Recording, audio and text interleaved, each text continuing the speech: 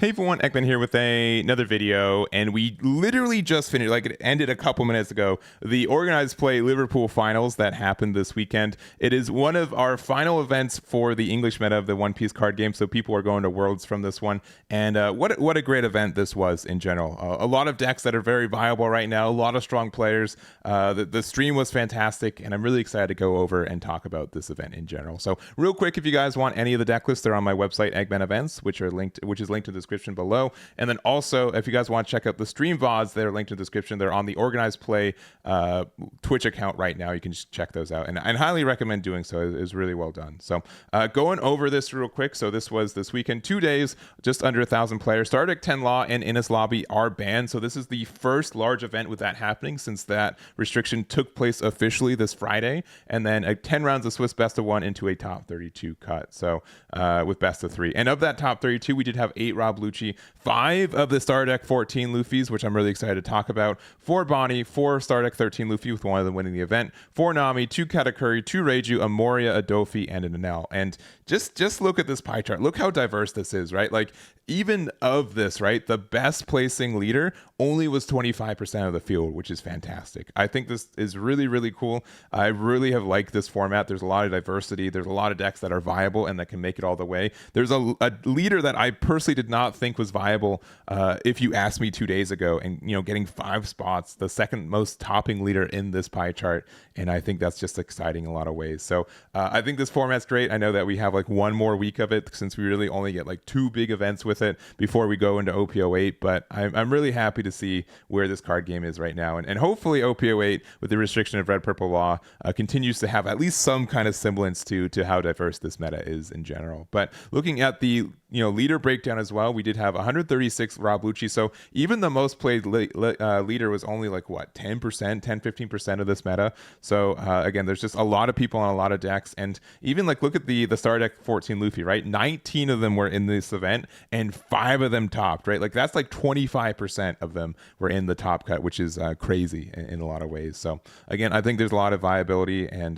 maybe if we went a couple more weeks of this format, there would be something that's more definitive in the best spot. But I think there's just a lot of decks that are viable right now, and I think that's really cool. So we're gonna go over the top placing leaders for each one of these. But again, if you want to check out any of these deck lists, they're on the website Eggman Events. But we'll go to our champion. This is Benjamin's version of the Star Deck 13 Luffy, and I made a tier list a couple weeks ago of my thoughts of this leader, and I said that this leader is really, really good, but I would personally be intimidated to play this in this format just because I think Bonney is more present than it used to be. I think Nami is a little bit of a rough matchup for this one, especially like this build specifically without the aces with their rush. It's a little bit harder to play against Nami, and my expectation was Dofi would be a little bit more present too. So it just means like you'd have to change what your playstyle looked like. And the biggest new text that I've seen from this deck in general are the inclusion of the finger gun. I've tested this out a couple days ago, and this is a really, really good inclusion for this deck. I really like it. I think it's better than Thunderbolt because you can be a little bit more defensive with it. But I think this card is really, really great for helping you. Since we're not playing the aces, either the 2 drops or the 5 drops, we don't have to worry about like space as much, so we can play a little bit more of our tech cards. So you do see that we are running like 1 copy of the 10 drop Kuzan, which I really did try this card. I don't like it, but 1 drop, 1 tech of, that's fine. I think Ice Age is better of the 2 in general because you want to be a little bit more proactive. Kuzan's just really great in this deck right now because we can survive a little bit more, and it really pressures your opponent later in the game. And then we also have the 5-cost Sabo, which I'm hit or miss on this card sometimes, but it does get some good removal if you need to. It's really good against Bonney specifically because you want to be able to make sure you can get rid of like their 4-drop Rouge blocker early game, or like Cavendish is generally like the best card for us to remove with this. So I can see why we're running like a copy of it, and in general. So since we're playing this too, it means that we're only running what, 8 2Ks, right? Yeah, we're only running 2. I usually like running the Machino, but it obviously didn't work. Or didn't need to work there. And then 4 copies copies of the event, which I'm personally not a fan of, but it definitely worked out for them. So I think this deck is still really strong. And if you are confident into Bonney and you're confident into what your matches were going to look like, you're in a good spot. But you do have to be a little bit careful. But I think this is a fantastic finish, and congratulations to Benjamin for their finish there. And then a runner-up, we've got Juraj with their version of Rob Lucci. And if you were to ask me what I thought was the best deck in this format, I would likely still say Rob Lucci. I think that even with Innis Lobby gone, it gets to get a lot of advantage from Gecko Moria. Luffy Black Yellow is probably still our worst matchup. Bonney potentially, but I think Bonney with like us adding finger guns for this build too, it's less as a bad matchup. But specifically, I think Lucci has one of the better, clean matchups across the board. So we do have some ways to get rid of the Sabo too. That's usually the crutch for that matchup for Black Yellow Luffy. So we do have the 5-cost Luffy as well as the Brook, and then we also have 3 copies of the 8-cost Isho. So we did get to go to game 3 in the finals for this one too. So it's definitely a winnable matchup for Lucci, but I think it is favored for Black Yellow in a lot of ways. But this deck is just really good. I think the only issue with it is that sometimes you have like some minor consistency issues. You don't really have fantastic ways to find your 8-drop Morias, so that can be a little bit tough at times. But man, when this deck goes off, like it just removes everything. It builds a wide board, and your opponent really can't do anything sometimes. So I think this is a strong deck. If like the black Luffy that we'll talk about later becomes a little bit more prevalent, this deck might get hit from that because it's going to be harder for you to remove their higher costed bodies. But in general, I think that Rob Lucci's in a really good spot for this meta. Still probably the best deck in the format too. It did get 3 finishes in the top 4, right? So it's still overwhelming, but Benjamin with their Black Yellow Luffy was able to sneak it out. But this is the Rob Lucci that got second place. Congratulations to Juraj for their finish there. Breaking the top 8, we've got Mikołaj's version of Nami, and you probably already have your opinion on Nami as a deck in general. There's a lot of love and hate, and I think more people on the hate side, but it's really strong into this meta right now. I think its hardest counter was Red Purple Law outright, which is removed from this meta with the restriction list. So because of that, it's lost its worst matchup, and I think everything else is pretty winnable for Nami in general. The issue with the deck is that sometimes it still has some consistency issues, but you can super duper high roll with this deck in a lot of ways. The fact that you have so many cards that can trigger in life is fantastic, and sometimes if you have like 2 or 3 triggers in life that draw 2, you just kind of win no matter what. There's just like so much value for this deck in general that it's hard for some of the more like slower decks or more control decks to really interact with it, right? I think like the worst matchup, or Nami's best matchup rather, like Enel, right? Enel can't really handle like pressure early, and Nami can just really set up for free, which is really great. The new Amazon package is really great, like Margariti being fantastic, having a searcher 1-drop, but also like Snake Dance to be able to bounce your Kayas back to hand consistently and get the additional like being able to use your Kayas again, I think is really strong. And then obviously White Snake has been good for the deck as well, and very obnoxious. So I don't have much more to say. I think this deck is really good in this format, and we'll have to see how good it does in the Dallas one as well. But I expect like this is a deck you have to at least know how to play around a little bit.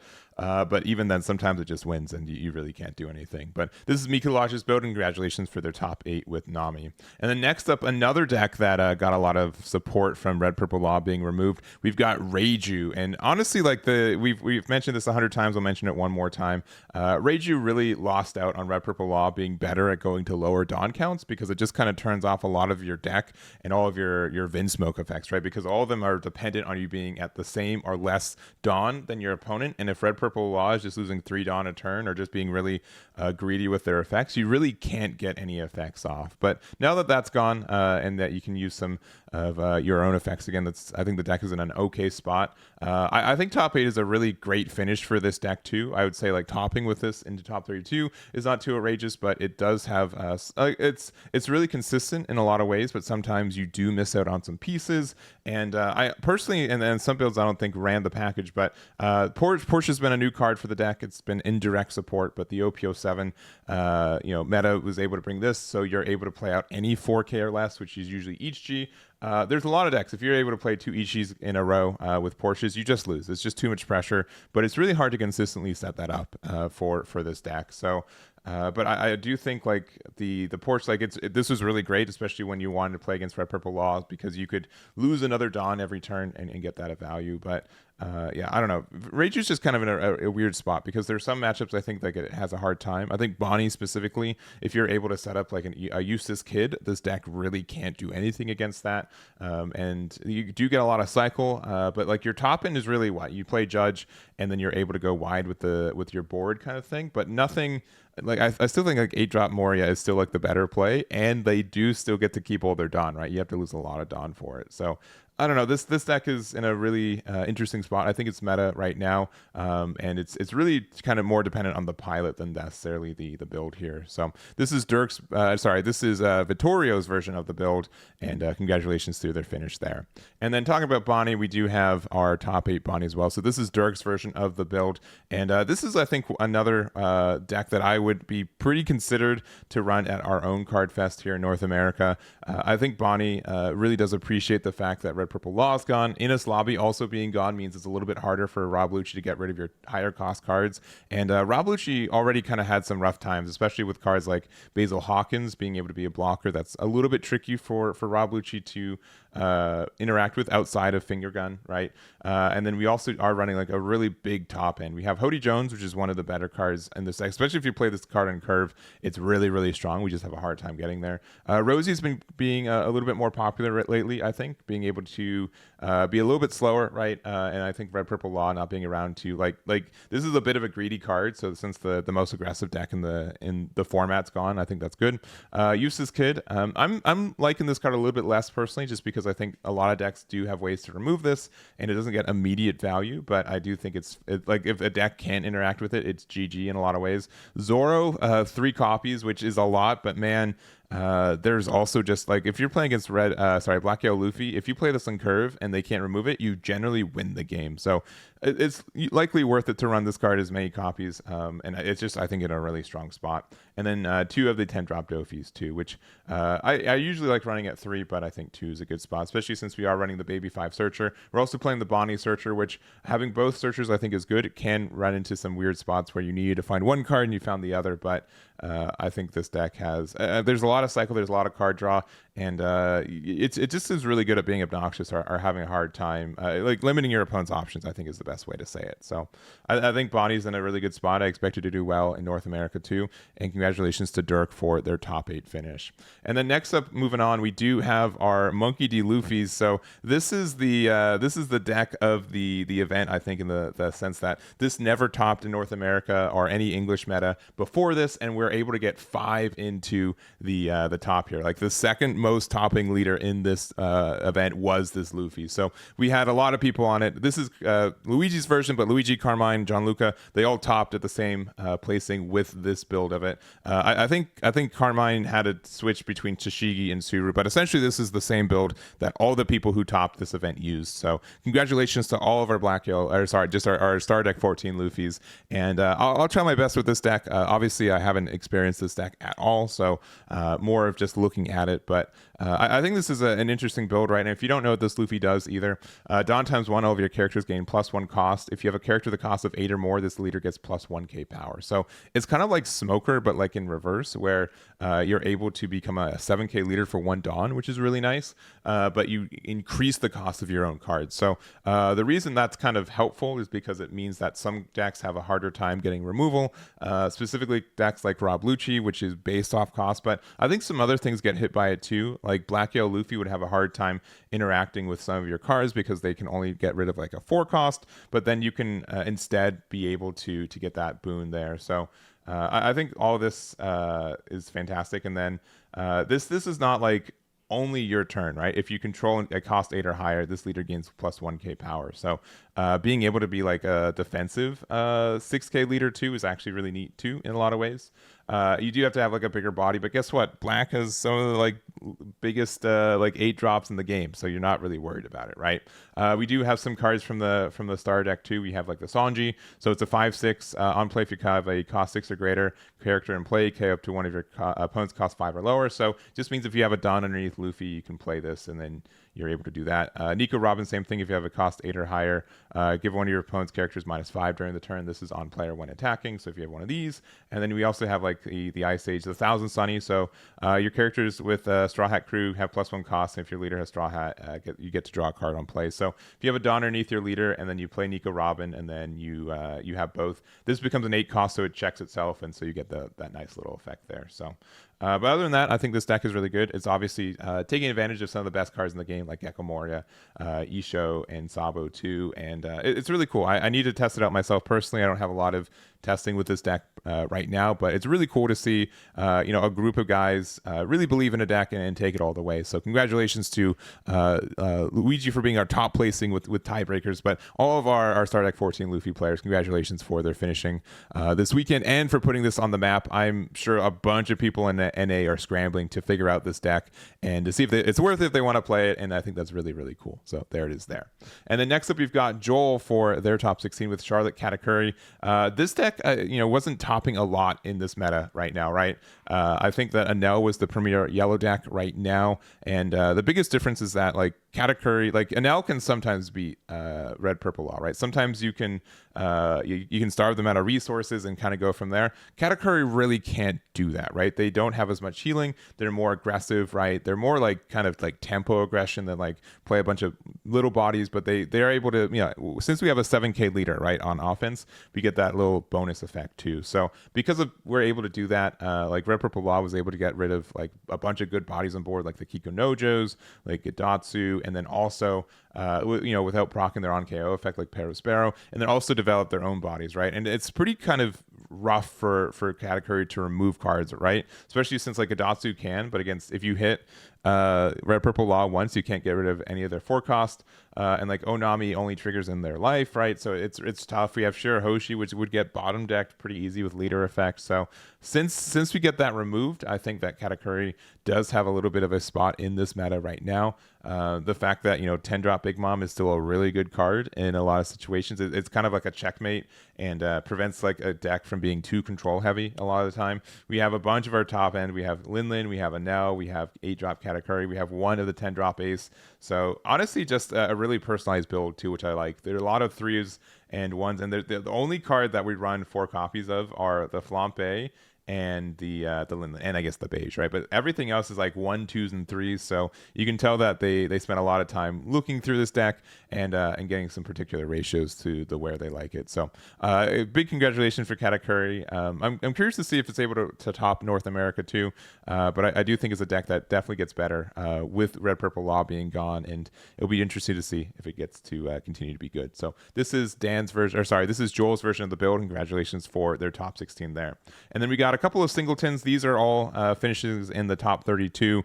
We've got Dan with their version of Donquixote Doflamingo, and I'm a little bit surprised only one of these topped in the 32. I'm happy it did, but I was hoping it was 2 or 3 copies, likely just because I think this has a lot of good matchups into it.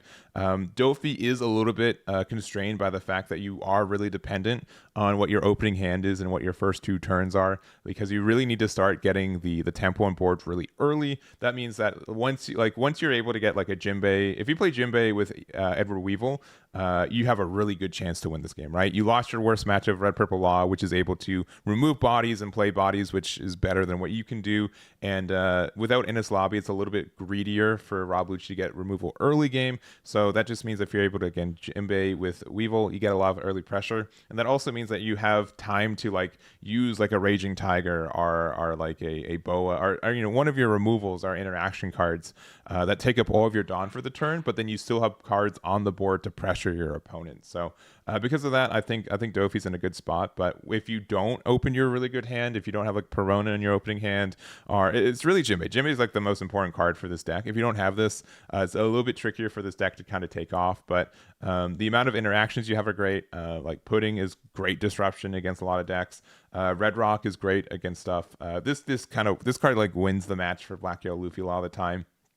not only being able to remove their sabos, but being able to bottom deck them so they can't recycle them for later is really, really huge. So I think that's really good for Dofi. I think the deck is really strong, and we'll see if it gets better tops here in North America. But I think that Dan had a fantastic run, and congratulations to their top 32 with Dofi.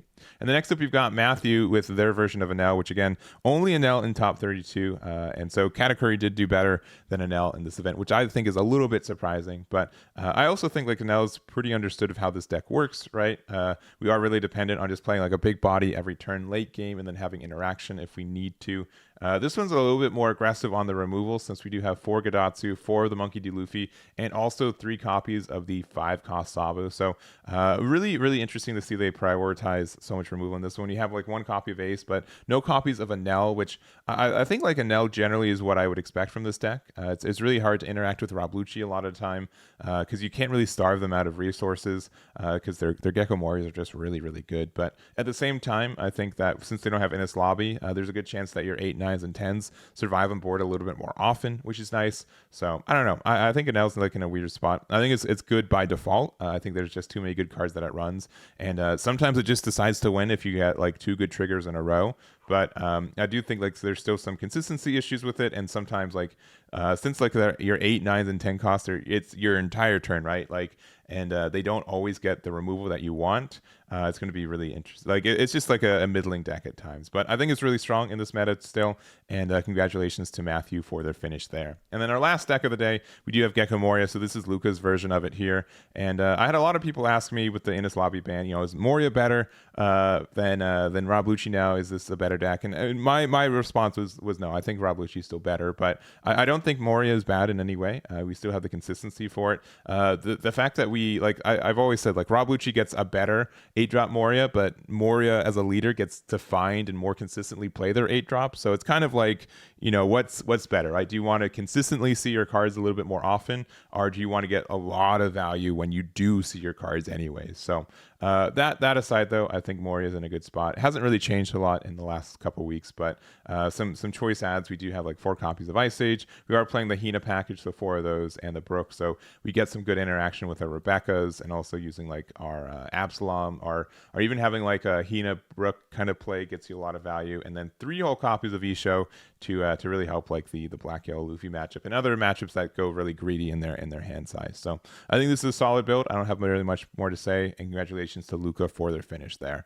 And that's going to be it for this video. If you guys want to see any of the deck lists, once again, they're on my website, Eggman Events. Shoutouts to Organized Play Events for running this one, and everyone who topped. I think this is a fantastic event, and really looking forward to seeing our North American finals next weekend too. So that's going to be it for me. Thank you guys so much for watching, and I'll catch you all next time.